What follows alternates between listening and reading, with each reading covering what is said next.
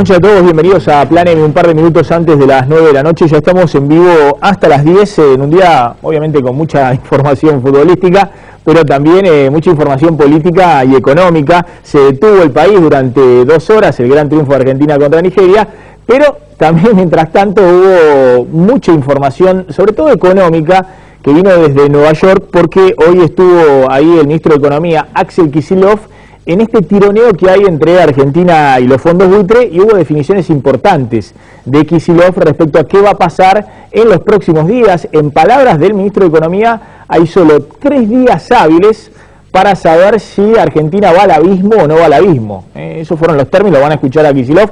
Yo creo que la cosa no es tan dramática, que no estamos pensando que de acá al lunes la economía argentina puede cambiar dramáticamente para mal o para bien.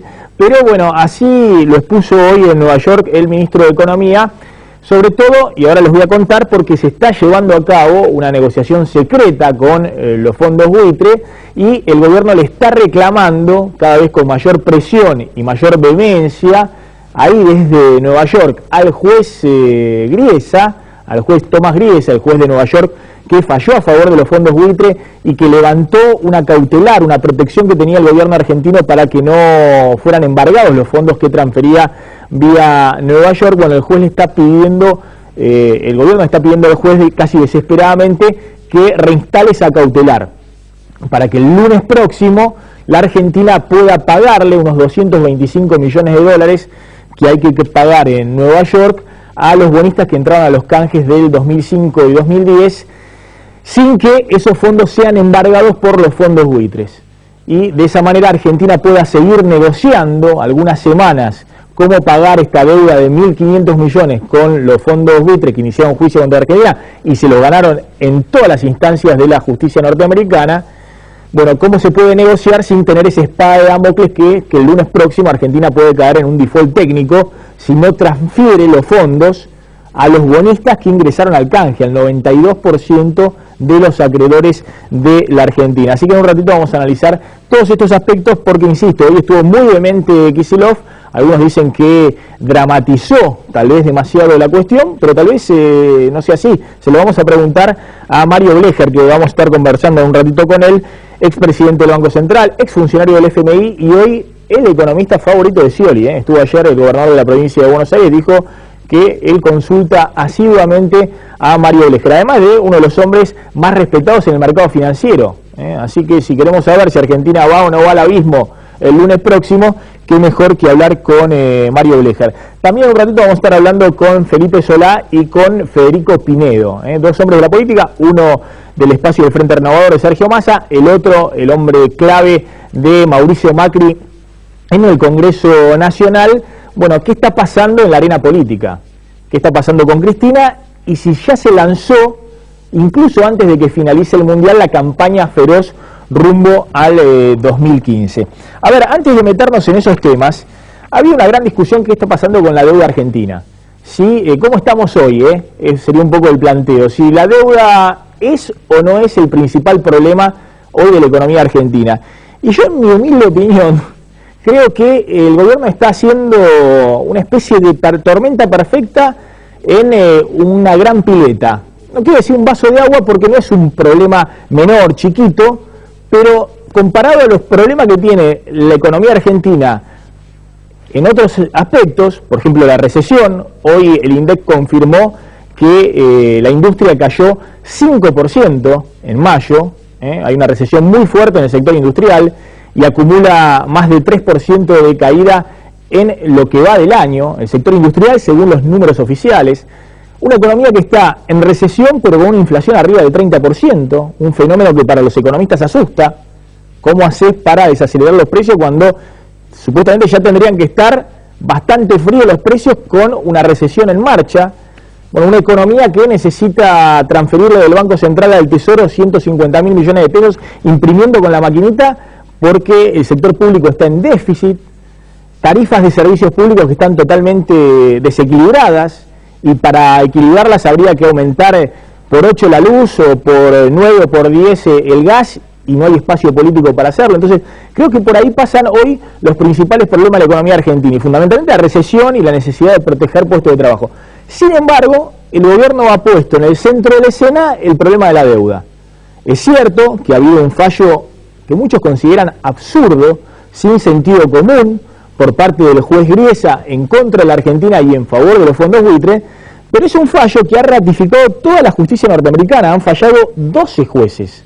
No ha sido solamente el juez Griesa, sino que han sido los jueces de la Cámara, los jueces de la Corte Suprema de Justicia norteamericana, y no han tenido en cuenta, Argentina ha logrado una gran solidaridad internacional respecto al rol de los fondos buitre en los procesos de reestructuración de deuda. Pero es un fallo que, como nosotros venimos contando, tarde o temprano hay que cumplirlo. Por eso es lo que reconoció Cristina en un giro notable el viernes pasado, en el Día de la Bandera, dijo que se va a negociar cómo pagarle a los fondos buitre, y en eso estamos. En eso está hoy en Nueva York el ministro de Economía, Axel Kicillof. Pero ese es el principal problema de la economía argentina. Bueno, ¿qué ha pasado con la deuda? Fíjense la historia de la deuda brevemente, desde el año 76, cuando se dispara el endeudamiento de la Argentina con la dictadura militar, hasta este año, el 2014. Bueno, antes de la dictadura había 5.000 millones de dólares de deuda, muy poquito. Y se dispara en más de 30.000 millones de dólares con la dictadura militar, que incluye la estatización de deudas privadas, la famosa estatización de deudas de Cavallo en el 82. Empresas privadas que habían tomado deudas, grandes empresas, grupos económicos, y que pasa después con un seguro de cambio en cabeza del Estado. Alfonsín asume en el 83 con un peso de la deuda ya más significativo en términos, y sobre todo los servicios de la deuda, lo que tenía que pagar para no caer en default. Y FMI, Banco Mundial mediante, la deuda en la década del 80 también sigue creciendo. Pero el gran salto de la deuda es durante la convertibilidad, en la época del 1 a 1.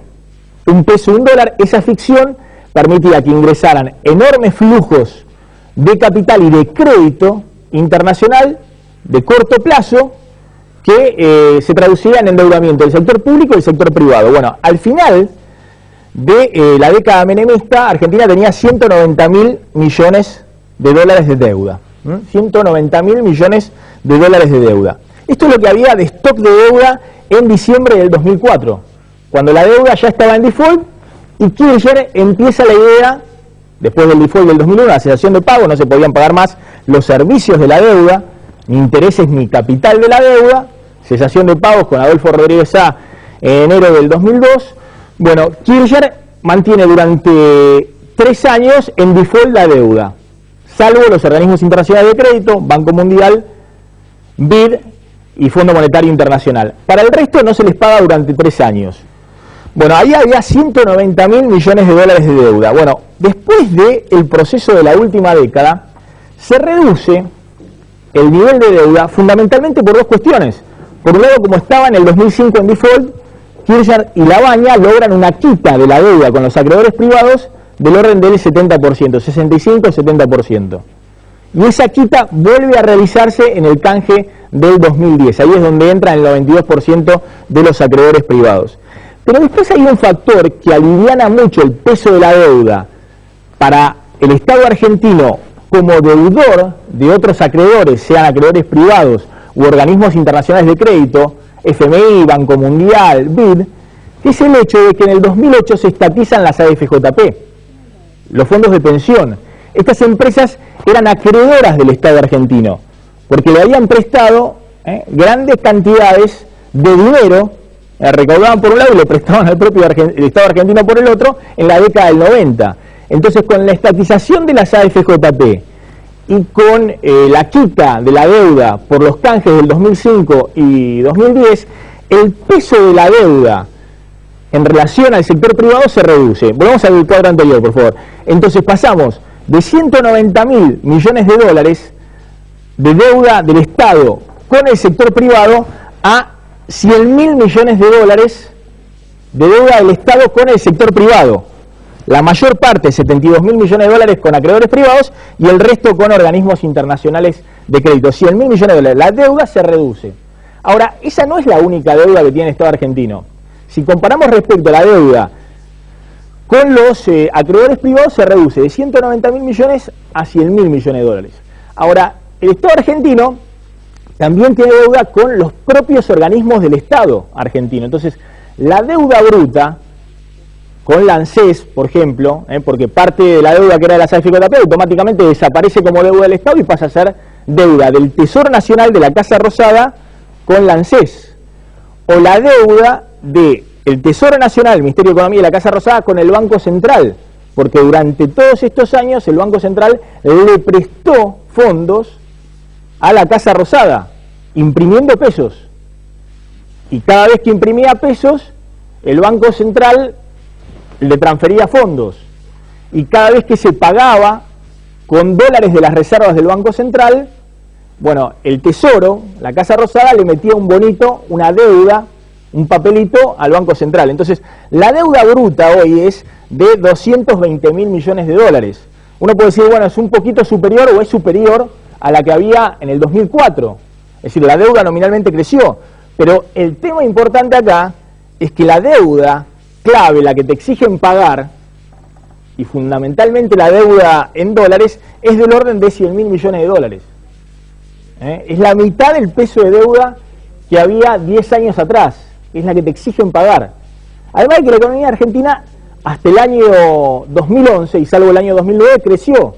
Entonces el peso de la deuda en el PBI, de la deuda con acreedores privados, hoy es de alrededor del 15%.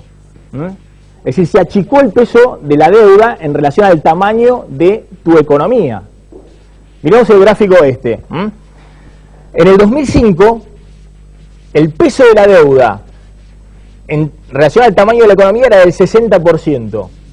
Este era el peso de toda la deuda antes de que Kirchner la renegociara, la deuda que recibió Néstor Kirchner, en relación al PBI. Hoy es del 40% de toda la deuda, incluida la deuda que está dentro del propio sector público. Pero fíjense, y esto es lo importante, antes la mayor parte de la deuda, era esta barrita verde, era deuda con acreedores privados, y la roja, deuda con organismos internacionales, FMI, Banco Mundial, y una deuda muy chiquita que tenía el Estado con los propios organismos públicos. Hoy, esta deuda, que uno puede decir es 41% del PBI, y aún así es baja, lo que importa es esta deuda con acreedores privados, que hoy, sumándole acreedores privados, FMI, Banco Mundial, BID, Club de París, organismos públicos internacionales, suma 15% del PBI. Esta es la deuda que importa. El resto, fíjense la franja amarilla, es deuda del Estado Nacional con organismos del Estado Nacional, que se puede refinanciar. La ANSES, el Banco Central, PAMI, AFIP, otros organismos del Estado Nacional. Entonces, la deuda se reduce por dos procesos, y en esos dos procesos, por un lado, ayuda mucho el default. Vos pudiste hacer una quita de la deuda porque no estaba sin pagarle, el default del 2001-2002. Pero por otro lado, la estatización de las AFJP. La deuda sigue estando, pero ya no es con acreedores privados, sino es dentro del propio Estado. ¿Qué quiero decir con todo esto? Que hoy, con estos niveles de deuda, este no debería ser hoy el principal problema de la Argentina, incluso si le sumamos toda la deuda hasta ahora no reconocida con los que quedaron fuera de los canjes, 15.000 millones de dólares, con los llamados holdouts o fondos buitre. Hay un grupito que es fondos buitre y está litigando. Aún si consideramos todo eso, eso no debería ser el principal problema de la deuda argentina. Fíjense en términos del PBI lo que es la deuda de otros países. De España es el 98% del PBI, en Italia es el 130%, en Portugal es el 126% del PBI, en Brasil es del 66% del PBI. Ni queda hablar Grecia, 170% del PBI. En el caso de Argentina, sumémosle esto, Club de París, BID, organismos internacionales, es del 15% del PBI. Incluso el tema de no pongamos el PBI a 8 pesos, pongámoslo a 10 pesos o a 11 pesos, bueno, 15, 16, 17% del PBI es la deuda. Es un nivel de deuda bajo en relación al tamaño de tu economía. Ahora, fíjense esto, ¿cuánto le cobran a Argentina si Argentina quiere pedir un crédito? Es decir, quiere refinanciar parte de los vencimientos de la deuda, que es lo que hacen todos los países del mundo. Todos los países del mundo lo que hacen es refinancian el capital de la deuda a tasas cada vez más baratas, porque hoy está regalado el dinero en el mundo. Es dinero muy barato el que hay en el mundo, tasas de 2-3% anual, inéditamente bajas en términos históricos. Entonces todos los países que hacen, toman crédito, refinancian el capital de la deuda, tienen ahorro fiscal y pagan los intereses. Y la deuda se mantiene, pero como la economía va creciendo, va siendo cada vez menos importante en relación al tamaño de la economía. Ahora fíjense qué tasa de interés le cobran a la Argentina si hoy quiere salir a pedir crédito. si hoy quiere decir, bueno, quiero refinanciar algún vencimiento, ¿qué tasa de interés le cobran? Es la placa anterior. La tasa de interés que le cobran es por lo menos 10% y más alta, si quiere salir a buscar crédito en dólares. Y en cambio todos los países se financian a tasas baratísimas. Brasil toma deuda al 4% anual, a 10 años. Y con eso refinancia el capital de la deuda. No hay ningún país que pague el capital de la deuda como ha hecho Argentina en los últimos 3 años. Esa política del desendeudamiento fue un verso absurdo. Fue algo que en un cortito plazo podía funcionar, en 6 meses, en un año, mientras hacías otras políticas para aprovechar el dinero barato que había en el mundo. Y como Cristina se enamoró de ese instrumento, y Moreno, y Vudú, y Kicillof, y toda la troupe le explicaron mal a la presidenta hizo una bandera del desendeudamiento, y el desendeudamiento fue que nos quedamos sin reservas en el Banco Central. Entonces, hoy la deuda es un problema, porque hay que salir a buscar crédito internacional para refinanciar los vencimientos que se vienen de acá a diciembre de 2015, porque ya no se pueden tocar las reservas. Las reservas están en un mínimo, en términos de los pesos que hay circulando en la economía, y si usamos las reservas, va a haber más problemas de presión sobre el dólar, es decir, presiones para devaluar o para subir el dólar. Entonces el problema que está Cristina es autoinfligido. El problema en que está es que la mala praxis de los últimos 3 años nos llevó a que tenemos poquitas reservas, poquitos dólares, aunque los vencimientos de deuda sean chicos. No podemos usar más esos dólares para pagar los vencimientos de deuda que vienen en los próximos tiempos. En este contexto vamos a hablar con Mario Blecher. Bueno, ¿qué está pasando? ¿Qué hacemos con los fondos buitres? Y sobre todo, ¿qué hacemos con la economía real? La recesión, la inflación y los problemas de empleo que se vienen. El conflicto con los holdouts en Nueva York dejó al desnudo el problema principal de Cristina Fernández de Kirchner para garantizar la gobernabilidad, la falta de reservas en el Banco Central. El viaje de Axel Kicillof a Estados Unidos para reunirse con el mediador que designó el juez Tomás Griesa será el primer capítulo de un objetivo mayor: encontrar la forma de conservar hasta 2015 los dólares en la entidad que preside Juan Carlos Fábrega. En los últimos 3 años, la administración Kirchner se distinguió del resto de los países de la región por un dato central: la caída incontenible de divisas.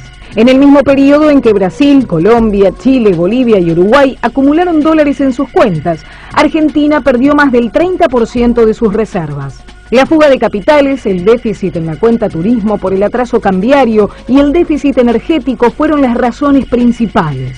Pero además, el drenaje permanente de divisas se incrementó a partir del pago de capitales e intereses de la deuda que la Casa Rosada decidió hacer en efectivo. Si el viaje de Kicillof a Nueva York logra destrabar el conflicto con los fondos buitre, el gobierno dará el primer paso para caminar con más aire hacia 2015. El juez Griesa que nos va a embargar los fondos buitres. ¡Te voy a embargar todo! Pero después volverá a toparse con los problemas de la economía real: la recesión, la inflación por encima del 30% y la necesidad de mantener las tasas de interés altas para evitar que se profundice la desconfianza en el peso. Bueno, ya estamos con Mario Blecher. Un ratito vamos a hablar con Federico Pinedo y con Felipe Solá. Mario Blecher es un hombre clave porque hoy es el economista favorito o más consultado por Daniel Scioli, el gobernador de la provincia de Buenos Aires y candidato presidencial, pero además es un hombre muy, si se quiere, estimado por los mercados financieros locales e internacionales, y de hecho siempre ha sonado como posible recambio en el Ministerio de Economía cada vez que hay un problema económico. Gracias por venir, Blecher. Gracias por la invitación. Bueno, ¿qué ha pasado, digamos, con este tema de los fondos buitres? ¿Este es hoy el principal problema? ¿Es así? Ahora lo vamos a escuchar a Kicillof, que dice que si Griesa no pone un amparo sobre la Argentina, en 3 días podemos caer en el abismo, en el default. Bueno, yo creo que no es necesariamente el problema más importante, pero en este momento se ha convertido en un problema que hay que resolver. Hay que resolver porque una caída en un default nuevo realmente nos causaría tremenda cantidad de problemas, ¿no? Vos lo explicaste antes bien claramente: hay problemas de la macroeconomía que pueden ser mucho más importantes y la deuda de por sí en la Argentina es relativamente mínima, pero la coyuntura nos ha llevado a una situación en la cual hay que resolver este problema. Sería además muy conveniente resolver este problema porque es el último paso en una política que el gobierno ha venido llevando para volver a los mercados, ¿no? Todo el tema del Club de París, de Repsol, del CIADI, acercamiento probable que va con el Fondo Monetario. Todo esto son parte de un mismo proyecto, que es un proyecto de reintegrar a la Argentina de alguna forma a los mercados internacionales, entre otras razones por lo que se explicó acá de que es necesario, a pesar que la deuda es baja, es necesario tener acceso para poder de alguna manera evitar pérdidas adicionales en la reserva. Sí, entre otras cosas porque ya la reserva está en un nivel mínimo para garantizar, respaldar los pesos que están circulando en la economía. Bueno, yo creo que hay que mirarlo también de una forma más completa, ¿cierto? Porque las reservas son el otro lado de la deuda. Habría que verlo en términos netos. Es decir, no es tan así. Si nosotros usamos parte de la reserva para bajar la deuda, estamos en términos netos igual. Pero en términos de liquidez, la Argentina no tiene acceso a los mercados internacionales. Y eso hay que restaurarlo. Es importante restaurarlo, sobre todo porque los mercados internacionales hoy en día están inundados de liquidez, para decirlo. Sobran los dólares en el mundo. Y son muy baratos. Así eso lo hemos mostrado. Ahora, si sobran los dólares en el mundo, ¿por qué acá en la Argentina faltan? Digamos, si uno quisiera canjear los pesos que están circulando en la economía argentina por los dólares que hay en la reserva, se podrían canjear a 13 pesos. Es decir, a 8 no hay dólares suficientes en la reserva. Bueno, pero ese es un cálculo que no es absolutamente necesario. Es decir, porque nadie va a ir a canjear. No tenemos la ley. No, porque no se lo dan a ICEPO. Y no, porque no hay convertibilidad. Eso era yo creo que ese cociente entre la reserva y la base monetaria es un resabio de la convertibilidad. No es algo. Ahora, no tendría que guardar alguna relación. Kirchner siempre se preocupó, más allá de que se abolió la ley de convertibilidad, que haya alguna relación, porque el argentino, a diferencia de otros países, por ejemplo el australiano, el canadiense, que no necesita mucha reserva para respaldar su moneda circulando, el argentino necesita ver que hay dólares en el Banco Central para respaldar la fortaleza del peso. Es un resabio de la convertibilidad, realmente no tiene que ser así. ¿Qué es lo que está respaldando el dólar? No es el dólar que lo está respaldando, es el gobierno de Estados Unidos. Es la credibilidad y la confianza en el gobierno de Estados Unidos, no un stock de oro que pueden tener en algún lado. O sea, no hay no estamos en el estándar en el estándar de oro, ¿no? Ahora, Mario, ¿qué podría hoy respaldar al peso? ¿El gobierno, la Casa Rosada? No, una inflación del 30%. ¿Con qué respaldamos el peso para que no se devalúe? Con una economía que genere confianza, ¿no es cierto? Para mí el problema, si estamos pasando de este tema, el problema fundamental que tiene hoy en día la economía argentina, aparte de los desequilibrios macro que has mencionado, pero eso son parte del problema. El problema fundamental es la falta de inversión. En la Argentina la inversión ha caído, tanto la privada como la pública, la local como la extranjera, ha caído la inversión a niveles que son preocupantes porque no nos va a permitir crecer luego en el futuro a tasas sostenibles. Ese es el problema fundamental. Y con esos niveles de inversión, podés decir que tal vez eso no te está respaldando el peso. Mira, justo estaba pensando en eso cuando empecé a hablar de economía, ¿no? Del tema de la falta de inversión, como otros problemas, ¿no? Para tener inversión tenés que bajar la inflación, porque cuando tenés alta inflación eso desalienta la inversión. Mira, la macroeconomía argentina tiene hoy en día básicamente tres desequilibrios, ¿no es cierto? El desequilibrio interno, que es el desequilibrio fiscal, el desequilibrio externo, que es la balanza de pagos, ¿no es cierto? ¿Faltan dólares? Y tener un desequilibrio financiero por no tener acceso a los mercados internacionales. Hay que resolver los tres, ¿sí? Hay que resolver los tres. Para de esa manera generar confianza para que haya inversión suficiente. Mira, justamente lo que estaba diciendo, este es un estudio de Bain, respecto a el nivel de inversión de la Argentina es de 17 puntos del PBI, 17% del PBI, ¿no? Estos son los países de rápido crecimiento que se vienen desarrollando. En Chile es 24% del PBI, la inversión. En Corea es del 31%, y bueno, y en China es del 40% del PBI, lo que se invierte para poder crecer después a tasas chinas, ¿no? Evidentemente. Bueno, Argentina viene en los últimos 3 años con un crecimiento promedio del 1%, en los últimos 3 años, y con una inversión muy bajita, digamos. ¿Cómo hacemos para que esto se refuerce? Bueno, yo creo que son esos dos elementos: restaurar los desequilibrios, es decir, restaurar los equilibrios, eliminar los desequilibrios, porque cuando la economía argentina creció bien, hasta el año 2010 básicamente, creció bien sin desequilibrios, porque fue un periodo en el cual no había desequilibrio ni interno ni externo, el financiero se existía. Pero ahí la economía argentina creció bien sin inflación y acumulando reservas. Cuando esos desequilibrios se volvieron a la economía, cuando se perdió el equilibrio fiscal, se perdió el equilibrio externo, ahí es donde tenemos este problema de crecimiento bajo y de inversión baja. A ver, escuchalo a Kicillof cuando habla de que dentro de 3 días, si el juez Griesa no da una mano, no restaura un amparo, una cautelar que le impida a los fondos buitres embargar los recursos que Argentina transfiere a Nueva York para pagar una deuda clave el lunes próximo en Nueva York, bueno, puede haber serias dificultades en la economía argentina. Argentina está dispuesta a negociar de buena fe. Si de aquí al lunes que viene el juez que ha marcado esta sentencia no pone un paraguas legal, no nos da una suspensión de esa sentencia, la negociación se daría en condiciones muy complejas, porque son 1.500 millones de dólares, y además esos 1.500 millones de dólares, como voy a explicar, pueden dar lugar a reclamos, lo van a dar, de deuda en iguales condiciones por 15.000 millones de dólares. De forma tal que si Argentina se aviene y paga, se enfrenta a servicios de deuda que le impedirán seguir funcionando. Entonces Argentina solicitó una suspensión de la sentencia para tener condiciones de negociación. Lo que pedimos es que no sea en 3 días que tengamos que resolver esto o correr el riesgo de caer a un abismo. ¿Es así? ¿Es tan así? Digamos, son 3 días y si no corremos el riesgo de caer en el abismo. Corremos el riesgo, pero el tema es que en realidad no son 3 días porque hay un mes más de gracia, ¿no? Es decir, si no se efectiviza el lunes el pago antes de caer en default técnico, hay un mes más de gracia. Pero bueno, pero en principio lo que dijo el ministro no es incorrecto, porque negociar en estas condiciones es más difícil que negociar en condiciones en las cuales estás corriente en tu pago. Pero pongámoslo sobre la mesa bastante claro, yo creo, hay que clarificarlo. Es un proceso de negociación, y en la negociación hay que usar distintas tácticas. Fíjate que hay una situación en la cual, ¿cuál es lo peor que nos puede pasar? Caer en el default. En cesación de pago. Cesación de pago. ¿Qué es lo peor que le puede pasar a los fondos buitres? Que caigamos en un default. Que no le paguemos. Porque si caemos en un default, cobran 0, ¿no es cierto? Entonces, las condiciones terminales son las mismas. Lo que a nosotros nos interesa y lo que a ellos les interesa, a nosotros nos interesa evitar un default, a ellos les interesa evitar un default. De forma de que tenemos que negociar bien. No hay que negociar solamente cómo se les paga, si va a ser un bono y a qué término, sino también hay que tratar de negociar una quita. Porque una quita en el... es decir, no pagar los 1.500 millones de dólares, sino menos de 1.500 millones de dólares. Logramos una quita y nos dicen por qué van a darnos una quita. Nos dan una quita porque ellos también están interesados en evitar el default.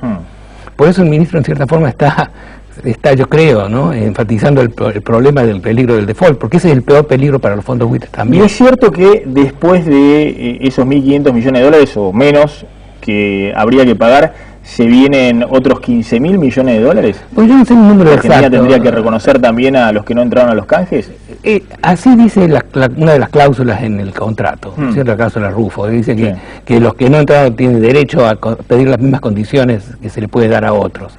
Pero hay discusión sobre ese tema, hay una discusión legal sobre ese tema, porque esto no sería un pago voluntario, estos 1.500, es un pago respondiendo a una sentencia. No, pero me refiero a que si atrás de estos 1.500 de los buitres hay otros 15.000 millones también de buitres o de holdouts, exactamente, que también habría que pagar o en esta negociación ya cerrar, o eso queda para el próximo gobierno. No, hay adicionales, por supuesto. Aparecieron un grupo de bonistas italianos en este momento, que hay adicionales, pero en principio el principio de hoy, que hoy rige, es que si se paga más que lo que se pagó a los que entraron al canje, todos los que no entraron al canje tienen derecho a litigar. Claro, eso es lo que dice Kicillof, que ojo que también pueden venir demandas por 120.000 millones de dólares de los que ingresaron a los canjes. Tanto no, pero sí, pueden venir demandas adicionales. Y entonces, lo principal yo creo que es tratar de llegar a un acuerdo, y tratar de llegar a un acuerdo en el cual se pueda bajar también el principal de alguna forma, que haya que negociar en esa dirección. Yo creo de que realmente estamos en una situación un poco extraña, ¿no? Porque yo veo que el fallo de todas las instancias, por más que sean 12 jueces, es errado desde el punto de vista analítico. Es errado desde el punto de vista analítico porque pone realmente palos en la rueda a cualquier proceso de renegociación de la deuda en cualquier circunstancia. Y más aún, vos mostraste una cosa interesante, vos mostraste cuánto le cuesta a la Argentina endeudarse, cuánto le cuesta a España endeudarse a pesar de que tenga una deuda mayor. Eso es el famoso riesgo país. ¿Cuánto le cuesta a Bolivia? ¿Cuánto le cuesta a Uruguay? Ese es el famoso riesgo país. ¿El riesgo país qué significa? Que un acreedor, una persona que compra un bono, está dispuesto a correr un riesgo porque de alguna forma se lo compensa. Uno recibe una tasa de interés mayor porque está comprando un bono de un país más peligroso. Entonces no se puede sorprender al día siguiente este señor cuando hay un default, porque estuvo tomando el riesgo.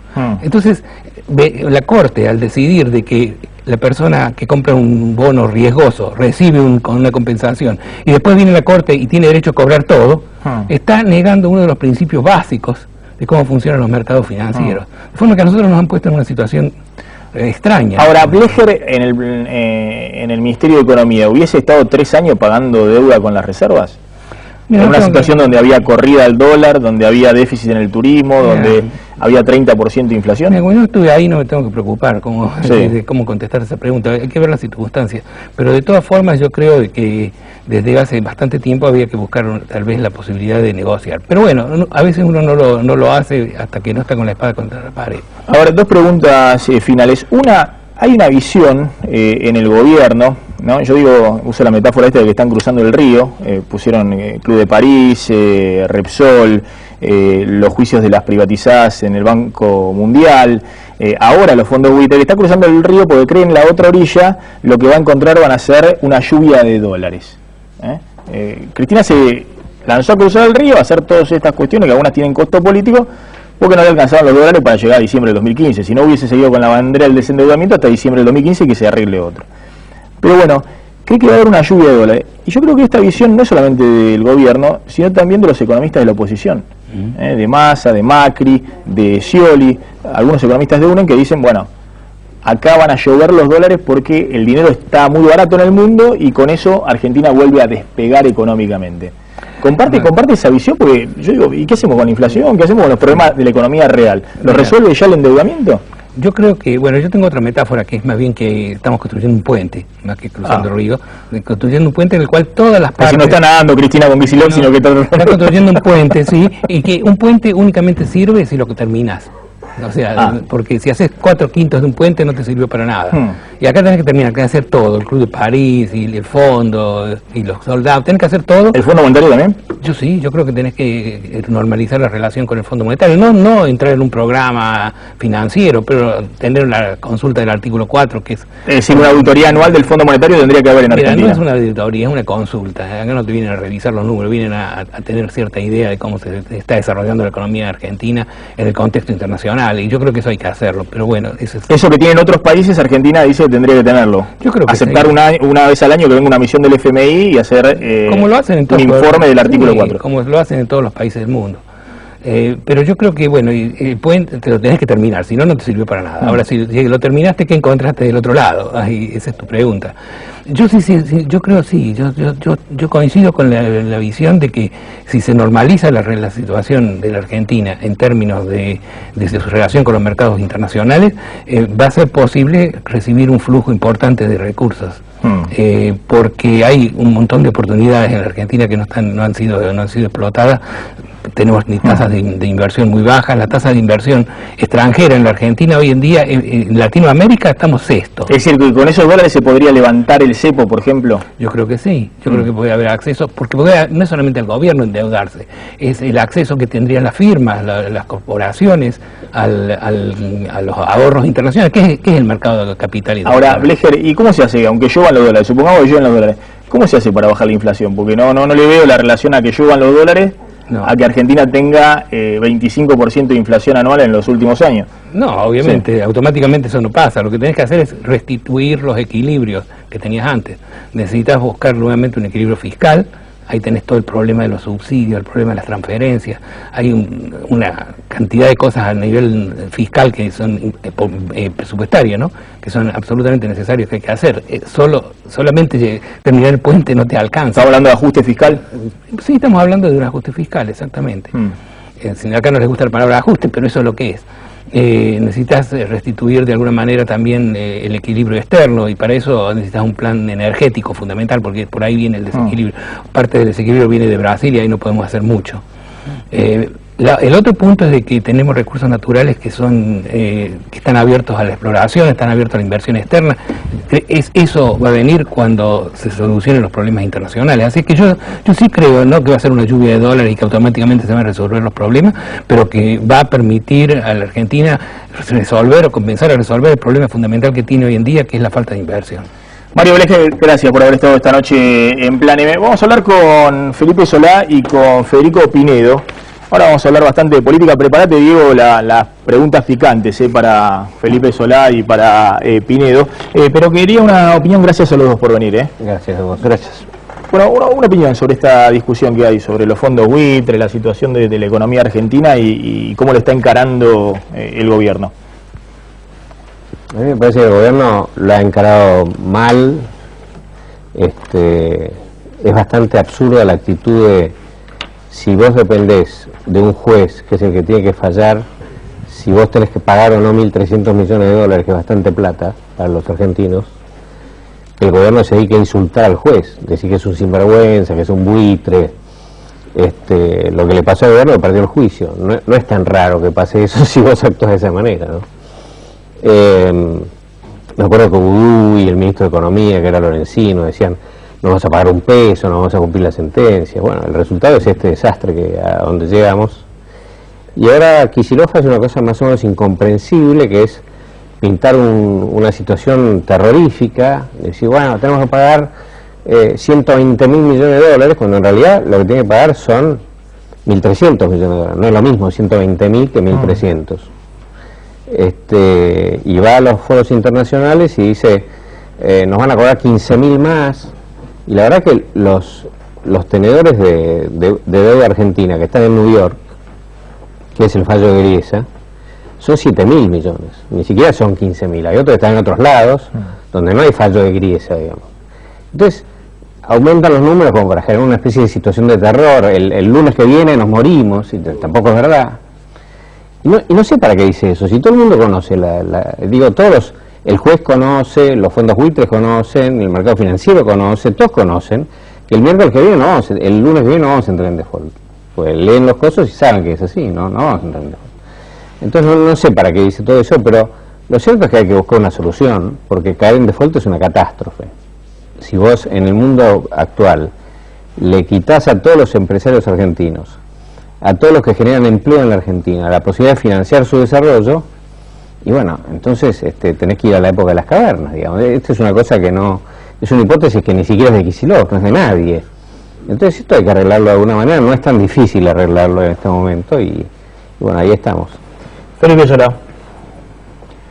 Si miramos la resolución del juez, el fallo del juez Griesa, que fue aprobado después por la Cámara, ya han pasado 2 años, y que obligó a que reabriéramos la ley Cerrojo en septiembre del año pasado, en diputados y en el Congreso.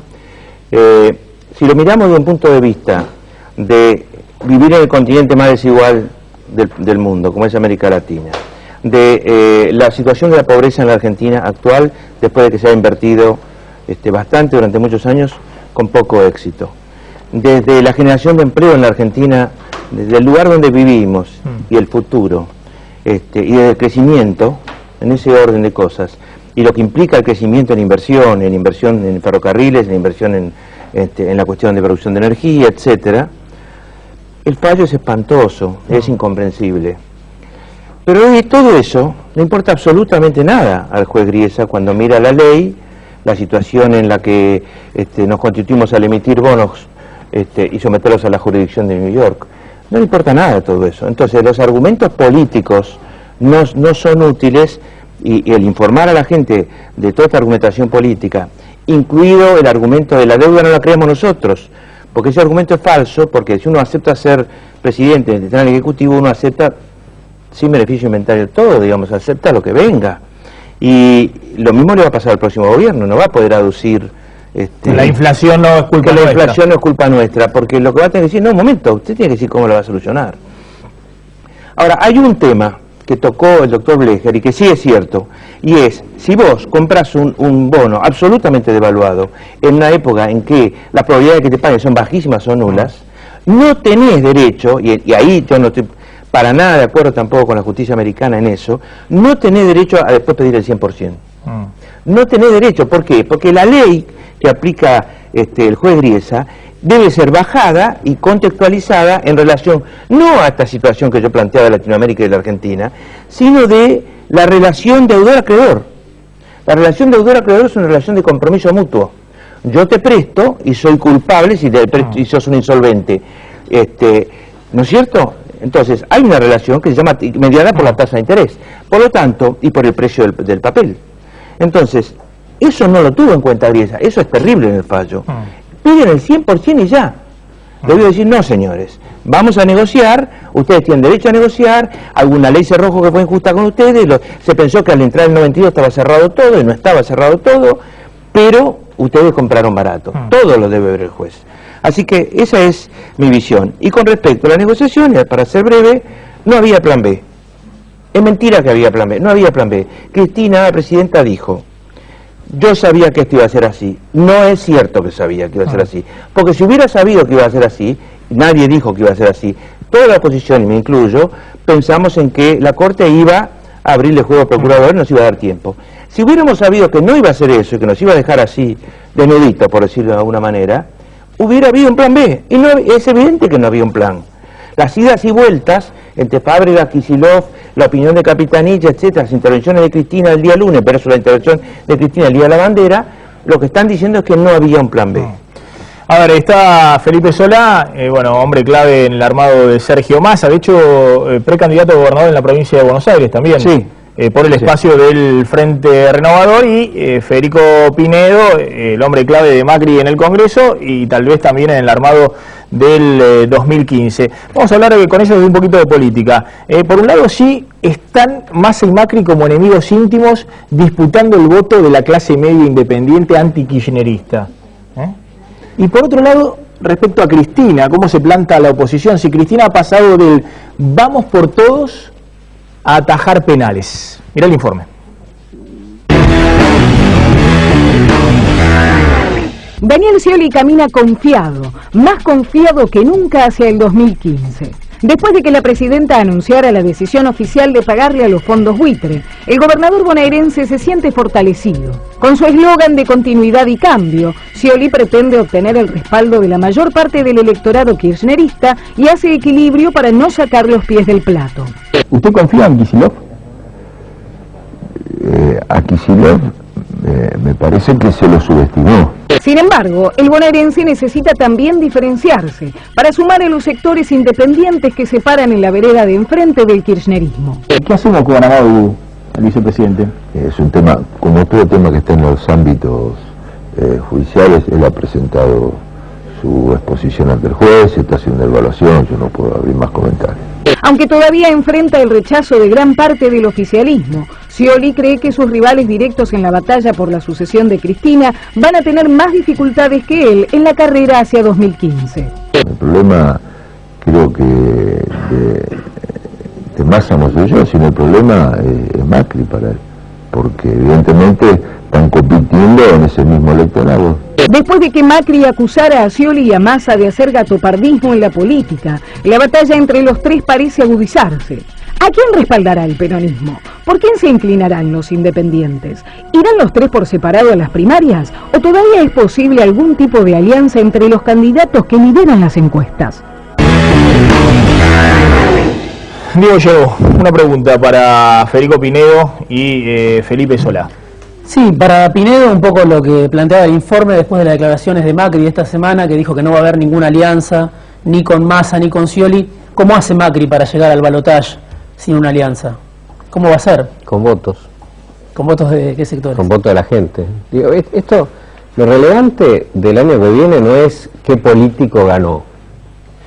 Lo relevante no es cómo le va a ir a la persona del político. Lo relevante es cómo solucionar los problemas en la Argentina. Hay que llegar primero. No, tenés que ser creíble, tenés que ser serio, tenés que ser confiable, tenés que tener un programa que la gente sienta que es un programa beneficioso para ellos y para el país, y eso es lo que hay que hacer. Entonces, el que sea mejor generando ese estado de opinión es el que va a ser el presidente de la Argentina, ¿no? ¿Tú crees que le alcanza a Macri con lo que es el PRO hoy sin ningún tipo de alianza. Nosotros no vamos a hacer nada distinto de tratar de solucionar los problemas de la gente y generar confianza en la gente. En esto quiero aclarar un punto del tema anterior de la deuda. A mí el fallo de Griesa me parece una porquería, me parece un desastre, ¿no? Pero, digo, no es que me parezca bien, me parece una catástrofe, ¿no? Pero para adelante lo que hay que hacer es generar condiciones de confianza y generar igualdad de oportunidades para los argentinos. Entonces, el candidato que sea más creíble, que está trabajando realmente para eso y no para un beneficio personal, me parece que va a ser el presidente de los argentinos. Felipe Solá, ¿están disputando de alguna manera Massa y Macri este electorado independiente, anti-kirchnerista? No, yo no estoy de acuerdo, es una mirada sociológica con una interpretación muy subjetiva, que no la pueden probar, digamos, demasiado con números. No, lo que yo creo que sí está en disputa es quién es el más capaz para resolver tremendos problemas. Claro. Tremendos problemas de la Argentina. ¿En qué sentido? En el y la campaña electoral, cuando empieza a acentuarse, estamos a 7 meses para atrás de una elección. Y ya es como una obsesión la campaña electoral para unas pasos que van a ser en agosto y unas elecciones que van a ser en octubre del 2015. Por lo tanto, estamos un poco apresurados. Sí. Pero cuando la campaña electoral... Acá, ojalá Argentina el 13 de julio, le ganamos a Brasil, viste, vamos cada uno por su llave, campeón. Una semanita el festejo y después se lanza una campaña feroz, o están todos. Ahora, si no llegamos, ojalá lleguemos al 13 de julio, no llegamos al 13 de julio, como decimos la campaña... Perdón, Maxi. Sí. Que se lance no quiere decir que esté bien. Yo lo que estoy diciendo es que, para la gente que está mirando, la idea de la campaña electoral del cotillón permanente es una idea que le quita seriedad a quienes tienen que después mostrar que van a ser los hombres confiables para resolver todo. Estoy de acuerdo con Felipe. Absolutamente. Entonces, que vaya a ocurrir es una cosa, pero que deba ocurrir es otra. No debe ocurrir por respeto a la gente. Lo que yo quiero decir es que cuando empiece la campaña en serio, que va a ser el año que viene, lo que va a haber es que discutir en serio cómo se arregla la cuestión energética, o digamos, cómo se empieza a arreglar la cuestión energética, digamos, cómo se maneja el tema de la inflación, cómo se maneja el tema de la pobreza, que va a ser un tema que nos va a acompañar por muchos años, lamentablemente, ojalá cada vez como tema menor, pero que nos va a acompañar. Y no es solamente la palabra pobreza, es pobreza y todo lo que implica, ¿no es cierto? Discapacidad o incapacidad o disfuncionalidad, que sería la palabra para el trabajo, incapacidad para tomar un trabajo que demande la... ¿No es cierto? Bueno, nos van a acompañar problemas muy serios. Cuando ahí ya no se va a poder hacer tiempo. Ahí ya no se va a poder decir, bueno, más o menos. ¿Y usted qué opina de Vudú? Bueno, la justicia, ahí va a haber que ser rotundo. Si yo tengo un funcionario que es llamado indagatoria, yo le saco los fueros, le digo, vení, si tiene fueros, y es un diputado mío, un senador mío, como es el vicepresidente, lo llamo y le digo, los fueros, afuera. Cámpora, en el año 50, le dijo Perón, le pido permiso para defenderme. Y lo que quería decirle era, pido permiso para que me saquen los fueros y poder defenderme porque lo estaban acusando injustamente. A los pocos meses terminó su tema judicial bien y volvió a ser presidente de la Cámara de Diputados. Ahora, ese señor Cámpora no es conocido por la Cámpora, por lo visto, porque si no estarían diciendo que lo primero que tiene que hacer Vudú es sacarse los fueros, con lo cual dejaría de ser guapito con el juez. Justamente los temas de corrupción y Vudú, hoy digo hubo una novedad respecto al caso Vudú, ¿no? Sí, una novedad en el mismo sentido de lo que ya pasó esta semana, la semana pasada también, porque Guido Forcieri, que era el jefe de gabinete de Vudú cuando era ministro de Economía, hoy se presentó un escrito ante el juez diciendo que pide una nueva postergación de su indagatoria. Este Guido Forcieri quedó involucrado, es el sexto imputado en la causa, cuando un funcionario de AFIP la semana pasada, hace 10 días, Resnick Brenner, dijo, este señor Forcieri, que era el jefe de gabinete de Vudú, me dijo que el encargado de llevar adelante el expediente Chicone era Núñez Carmona, aunque no era funcionario. Un empresario privado, amigo y socio del... Entonces ministro de Economía. Llamado Vudú. A partir de ese momento quedó como sexto imputado, es funcionario ante el Banco Mundial, representante argentino ante el Banco Mundial, y con ese argumento hoy presentó un escrito su abogado al juez Lijo pidiendo una nueva postergación. Hay que ver si se la dan o no. Vamos a ver qué hace Lijo. La pasa muy bien Guido allá en Washington, organismo internacional, representante del Banco Mundial, es un muy lindo cargo, pero si Lijo pide la detención internacional de Forcieri, porque por segunda vez no se le presenta la indagatoria, es un escándalo. Sí, además imagínate un juez federal pidiendo la detención de el representante argentino ante el Banco Mundial. Lo cual habla de que Guido debe estar muy ocupado en Washington, porque someter a un gobierno al costo político que significa que a tu representante ante el Banco Mundial le pidan la detención es un papelón. Yo quiero creer que es una decisión autónoma de este señor, de este muchacho, jovencito, amigo de Vudú hace muchos años, y que no recibe una orden política. Y el gobierno no tiene nada que ver, claro. Y quiero creer que es una irresponsabilidad del representante argentino ante el Banco Mundial. Y la presidenta no tiene nada que ver, no dirige al representante. Sí, por lo menos podría sacarlo como representante. Pero bueno, por favor, si el hijo mañana pide la detención internacional de Guido Forcieri, la presidenta paga un costo político elevadísimo.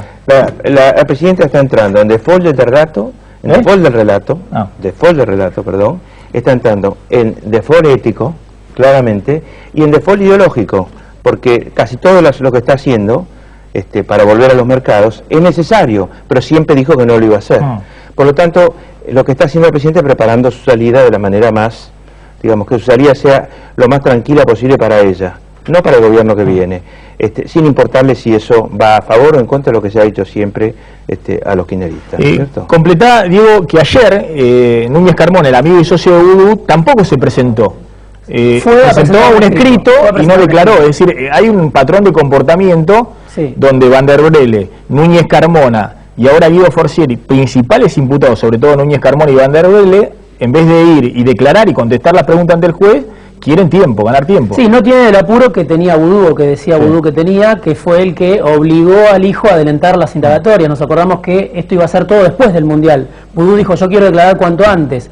Se presentó, declaró, el resto de sus colaboradores, amigos, socios, están pidiendo postergaciones hace bastante ya. Ahí está Núñez Carmona ayer y antes, antes y después. Dice alguno que se comió un testigo, ¿no? Porque estaba con bastante excedido de peso, o que se comió todas las tortas ahí en Punta del Este, que es lindo, en el Conrad, ahí comiendo tortas, dulces y demás. Mirá cómo llegó a los tribunales. Angustia oral. En el caso de Forcieri pide que le posterguen hasta el 11 de agosto su declaración. No es para la semana que viene, sino hasta después. Ese se toma más tiempo. Sí.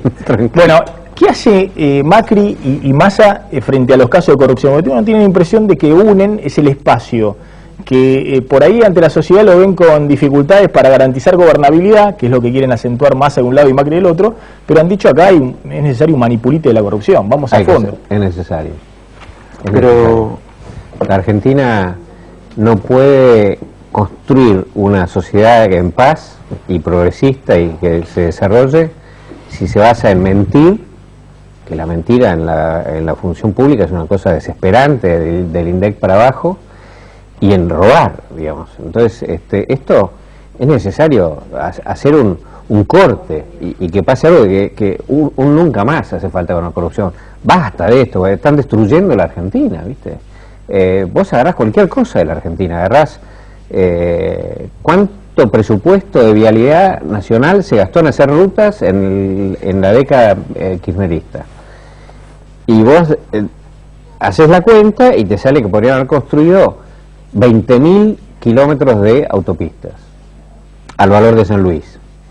¿Cuántas construyeron? Están las 20.000 kilómetros, no están ni los 20.000, ni 10.000, ni 5.000, ni 1.000, ¿viste? Entonces vos decís, así no se puede construir una sociedad. Entonces hay que hacer un corte violento y ahí tiene que participar la administración, que es el presidente, el Poder Ejecutivo, y por supuesto la justicia, los fiscales. Nosotros creemos en los hechos, mucho más que en las palabras.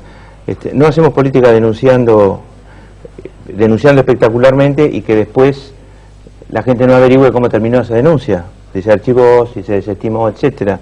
No hacemos eso, sí creemos en los hechos. Y los hechos se van a dar cuando uno pueda tomar medidas concretas. Yo aspiro a ser gobernador de Buenos Aires, que es una posición importante. Mientras fui gobernador de Buenos Aires, primero no me tembló la mano para echar a alguno si tenía dudas. Y segundo, no tuve acusaciones de corrupción, y si alguno me hizo una acusación de corrupción antes, me presté a la justicia y no he tenido nunca un problema. Me refiero a cuando era secretario de Agricultura, hace 20 y pico de años que soy funcionario, que he sido funcionario público en muchos de ellos, y no he tenido problemas, y no he tenido problemas en general en mis gestiones en ese sentido. Y le puedo asegurar que lo hemos hablado dentro del masismo, tenemos clarísimo lo que hay que hacer. Lo que no vamos a hacer es entrar en una competencia de denuncias espectaculares, porque eso también le quita seriedad y le quita fuerza. La gente también se cansa de denuncias y baja los brazos porque piensa hay tantas denuncias y no pasa nada, entonces bueno, vale todo, festival. No, la responsabilidad está cuando uno sube. Diego Lleno, una pregunta para los dos. Usted se lanza ahora a candidato a gobernador porque no miden ni por un lado Darío Justosi ni por el otro Joaquín de la Torre, que son los que expresaron su voluntad de ser candidatos, pierden los dos, por lo menos en las encuestas con Insaurralde, ¿por eso se larga? No, yo no me lanzo ni me largo, sino que le corrijo los verbos porque quiero decir que no salgo a la desesperada, a todo o nada, de ninguna manera. Yo digo que yo soy una opción más dentro del Frente Renovador y que voy a caminar me parece que es lo mejor, que subirá a la gente, etcétera. No que voy a llenar de carteles por todos lados, ni que voy a usar plata del Estado para hacer publicidades, no voy a hacer ninguna de esas cosas, porque no quiero y porque no puedo, por las dos razones. Pero primero porque no lo haría, nunca lo haría. Estuve 6 años de gobernador y nunca vieron una gestión Solá, ni un color que me identificara, ni publicidad, digamos, en los carteles de obra pública, ni nada por el estilo. Durante 6 años, es mucho tiempo para probar a una persona. Por lo tanto, no esperen de mí una campaña de ese tipo, ni me voy a lanzar, ni me voy a alargar, nada. Voy a caminar modestamente y voy a tratar de recorrer una provincia que conozco, amo, quiero y digamos, conozco de una manera tal que si mañana fuera gobernador no tendría que empezar a estudiar los problemas. A ver, ¿qué está pasando con Cristina, ¿no? Y la oposición, en un momento donde Cristina, yo decía, pasó del vamos por todos, famoso allá en Rosario, principio del 2012. A todos nos vamos. A por lo menos estoy atajando penales, lo dijo ella misma el otro día. Ojo que por ahí me temo un contragolpe, dijo, pero parece, qué sé yo, parece, no sé, Irán, digamos, ¿no? Todos abajo los 11 defendiendo. Ahora, Irán era eficiente, Si no, apareció Messi. Si no era por ese golazo. Apareció Messi y lo desarmó. Messi tira con 11 tipos adentro del área. Bueno, ahora, a lo que voy es, no debiera de alguna manera, me parece que Macri es el que interpretó, en este momento no es momento para confrontar con un gobierno que tiene que administrar hasta diciembre del 2015, ¿no? Porque Macri ha sido muy conciliador, algunos han hasta sospechado de que pueda haber un pacto con Cristina, pero ¿qué hace la oposición sobre esto? ¿Sigue denunciando, sigue manifestando la inflación, esto, lo otro? ¿O colabora para llegar de la mejor manera a diciembre del 2015? El problema no es de vuelta, no es un problema de los políticos, de las personas políticas. El problema no es qué le pasa a Cristina, no es relevante qué le pasa a Cristina. El problema es qué le pasa a la Argentina, ¿no? A la Argentina le pasa que tiene una presidenta que tiene 2 grandes problemas creados por ella fundamentalmente, que son uno totalmente creado por ella, que es la inflación, que es una catástrofe, ¿no? Que se va comiendo los recursos de la gente de una manera desesperante, especialmente de los más pobres. El otro día estuve en la puna de Catamarca y la desesperación de la gente, pues ahí se abastecen con colectivos que vienen cada 10 días a llevar mercadería y cada vez se llevan menos mercadería, ¿no? Y entonces hasta la gente más chiquita, es la que más sufre con todo este desastre inflacionario. Este es un grave problema. El otro grave problema es la inseguridad del narcotráfico, que es una catástrofe también el tema del narcotráfico, que fuimos a la frontera norte con Bolivia y es frontera liberada, ahí entra lo que quieran, hasta Rosario entra lo que quieran, sin control. Eso lo hemos visto, lo hemos hecho un informe que se lo dimos a la presidenta y al presidente de la Corte y otro más. Y por otro lado, todos los argentinos deberíamos querer que la presidenta termine su mandato más o menos bien, sin generar un caos, un desastre, ¿no es cierto? Entonces, me parece que hay que acompañar para que no terminemos en un desastre. Eso es lo que hay que hacer con responsabilidad, ¿no? Felipe Solá. Yo creo que el principal tema, cuando la campaña electoral esté en pleno, el año que viene, a lo mejor ustedes tienen razón y empieza antes, yo creo que es un error, que empiece realmente antes desde el punto de vista publicitario, etcétera. Es tan fácil engañar a la ley electoral que hay, a la ley sobre la publicidad electoral. Es facilísimo, uno pone un nombre y 2015 y como no pone gobernador, entonces no está violando la ley. Es una especie de chiste la ley, ¿no? Mal chiste. Es tan grande la diferencia además entre quien tiene un municipio o tiene una provincia para aparecer todo el día en los diarios con distintas razones. Siempre que se va a hacer una rosca política se firma un pequeño acuerdo sobre una pavada. Y en realidad lo que está buscando es una foto, ¿no es cierto? La diferencia que hay entre esos y los que no tienen el Estado es enorme. Y la gente da por sentado que se gasten recursos del Estado en campañas políticas. Entonces, en mi opinión, porque vos hiciste una pregunta, en mi opinión el tema central del año que viene no va a ser si el gobierno sí o el gobierno no, sino cuáles son las propuestas de Juan y cuáles son las propuestas de Pedro, cuáles son las de Massa, cuáles son las de Scioli y cuáles son las de Macri. Es decir, que de la gobernabilidad se ocupa el propio gobierno. ¿Cuáles son las de una? De la gobernabilidad se ocupará el propio gobierno si hay gobernabilidad, y si no hay gobernabilidad nos tendremos que ocupar todos. Gracias a los dos por haber estado esta noche en Plan M. Vamos volando a la tanda y ya volvemos. Un dato caliente político de Diego Gené.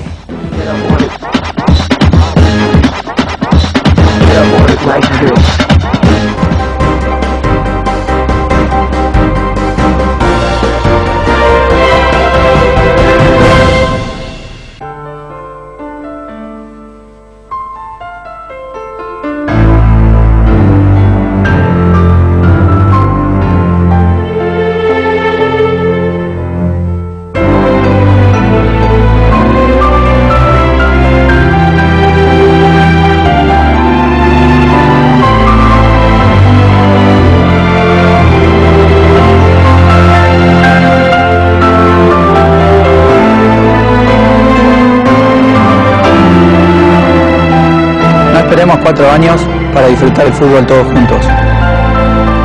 Lograr un fútbol sin violencia también es crecer. Colección Fiat 2014.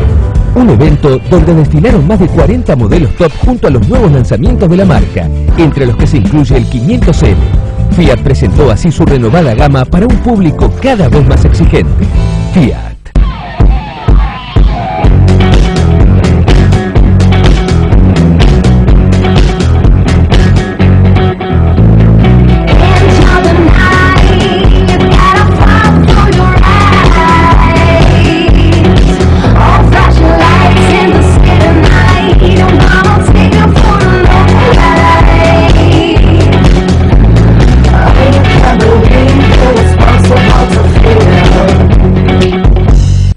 Sigas Termofusión, el sistema de polietileno y acero con unión por termofusión. Sigas Termofusión, triple seguridad en la conducción de gas. Provincianet, nuevos emprendimientos tecnológicos. Provincianet, una empresa del Grupo Provincia. Buenos Aires, activa como nunca. Gobernación Daniel Scioli.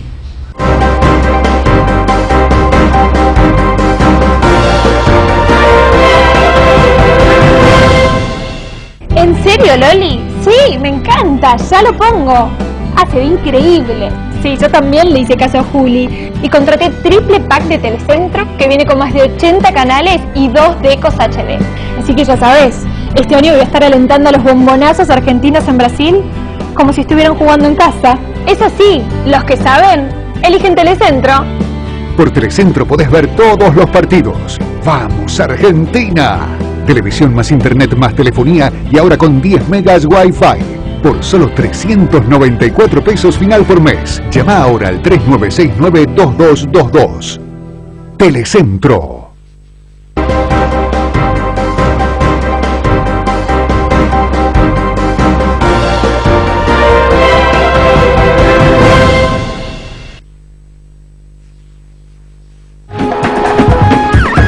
Lleno el dato político.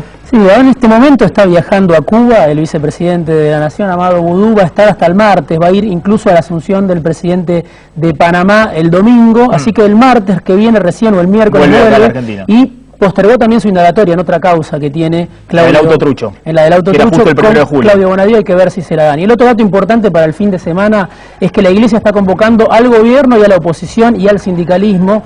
Va a estar seguramente Capitanich, Scioli, Macri. Hay que ver si no va también Sergio Massa. Hay que ver si está confirmada o no su presencia, va a estar Hugo Moyano, Hugo Yasky, todos convocados por la Pastoral Social de la Iglesia. Una mano del Papa Francisco atrás. Sí, y con un mensaje del Episcopado también en contra de los fondos buitres, que se conoció hace muy pocas horas. Nos estamos retirando, quédense en Canal 26, ya llegan Clara Mariño y Eduardo Serenellini con A Fuego Lento. Nosotros nos encontramos mañana, como siempre, aquí a las 9 de la noche con Plan M.